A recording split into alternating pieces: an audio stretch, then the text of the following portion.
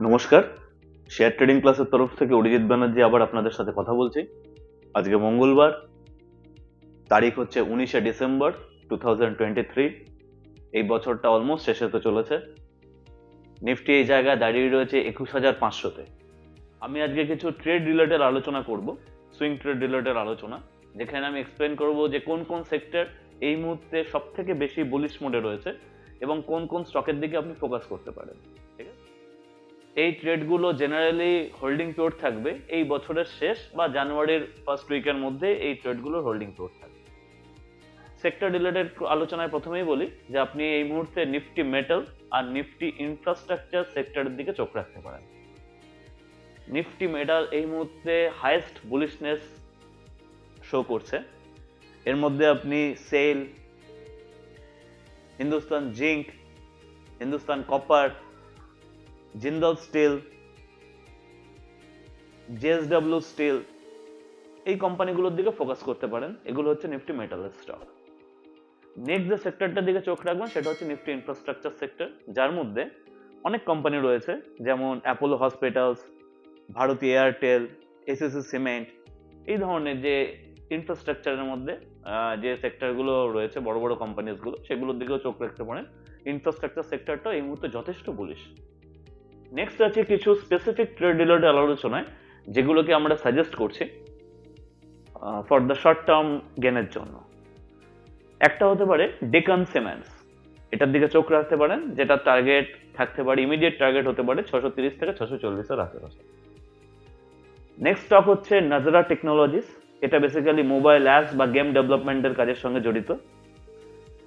এই স্টকটার টার্গেট 980 থেকে 1000-এর কাছাকাছি ছুতে পারে খুব শিগগিরই। নেক্সট রয়েছে যে ট্রেডগুলোতে আমরা এই সপ্তাহে পজিশন নিচ্ছি এবং হোল্ড করে রাখবো, সেরকম কিছু স্টকের কথা বলি। একটা হচ্ছে কোয়েস্ট কর্পোরেশন। কোয়েস্ট কর্পোরেশন হচ্ছে, এটার এনএসই কোড হচ্ছে QUESS।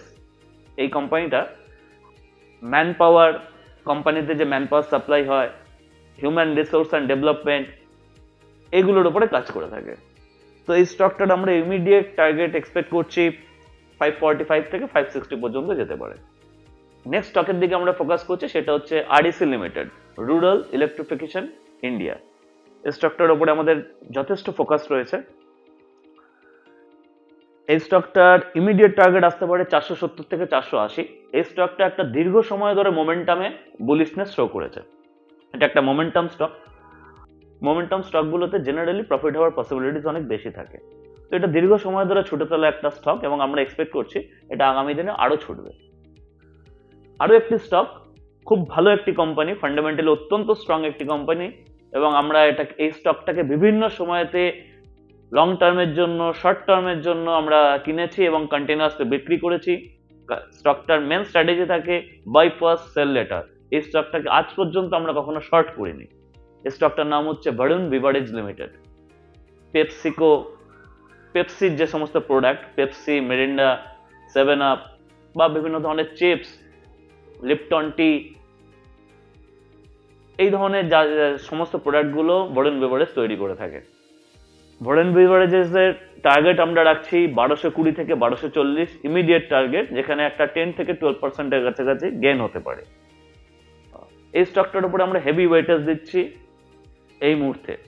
আজ এই পর্যন্তই অনেকগুলো স্টকের ব্যাপারে আলোচনা করলাম। লাস্টের যে 3টে স্টকের ব্যাপারে ডিসকাস করলাম, সেটা অনেক বেশি গুরুত্বপূর্ণ স্টক।